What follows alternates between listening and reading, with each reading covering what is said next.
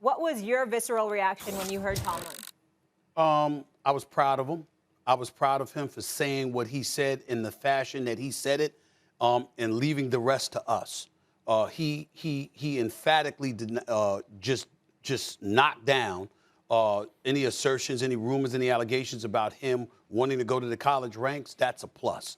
But then by asking the question that he asked about Andy Reid and Sean Payton, be very, very clear, he wasn't being disrespectful to them in any way. What he was doing was pointing out what we all know he was pointing out. There's a bunch of racist-ass people out there. And I'm not talking about the reporter that asked the question. That's not what I mean by that.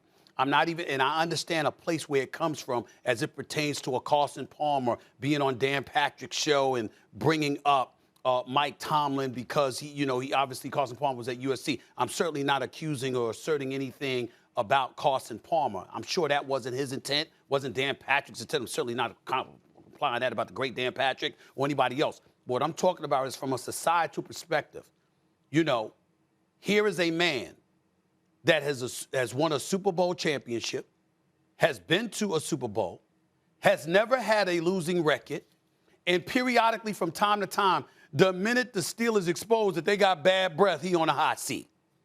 Sean Payton, who's a hell of a coach, also a Super Bowl champion, he's had 4 losing seasons in his career, including back-to-back from 2014 to 2016, where they went 7-9 each year. Andy Reid has had 3 losing seasons on his resume. Both of them have won less of a percentage of their football games. But Mike Tomlin is the one that he's either on the hot seat or guess what? He might be looking to go to the college ranks because the Pittsburgh Steelers, their offense ain't what we anticipated it would be. They got to shore up the offensive line. They got to shore up their quarterback position to find a successor to Ben Roethlisberger. Their defense, even though it's big time, could be a little bit better. Because of that, you're going to ignore a resume? One of the things that I do when I sit here and I discuss these things and I talk about and people try to come at me, for example, because I'm going to personalize this. Yeah. I consistently bring up my resume. Get that off the screen, please. I want to be on camera for this. I specifically bring up my resume for a reason. Mm-hmm. You know why I bring up my resume, Wally, Swagoo? Because when you're black, it behooves you to have one. Because the second they get a chance to diminish what you've accomplished, what your cachet is, then they're going to take advantage of it. See, I'm screaming A.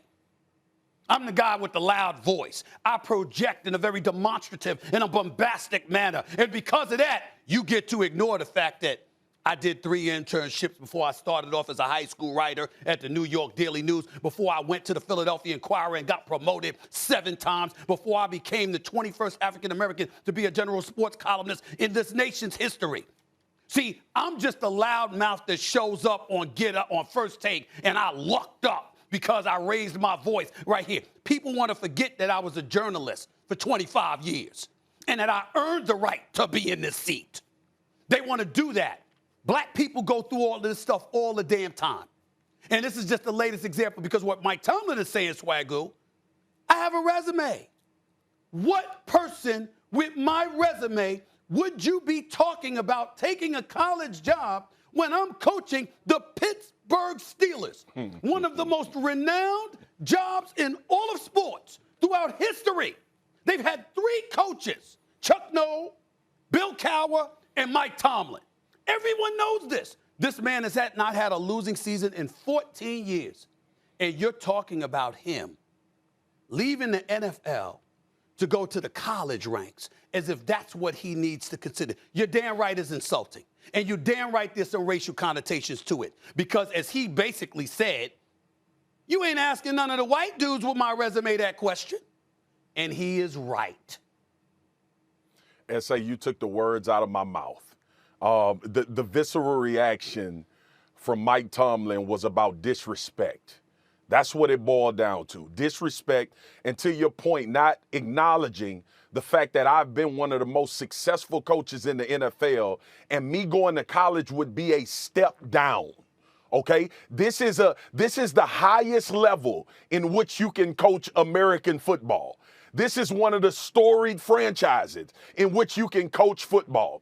And for as much as you and I have sat on television and talked about how hard it is for African Americans, black head coaches to get jobs and opportunities in this league, the one that has had a tremendous amount of success, the one that is a Super Bowl champion, the one is that is going to be, here's the point, S.A., he's going to the Hall of Fame as an NFL head coach.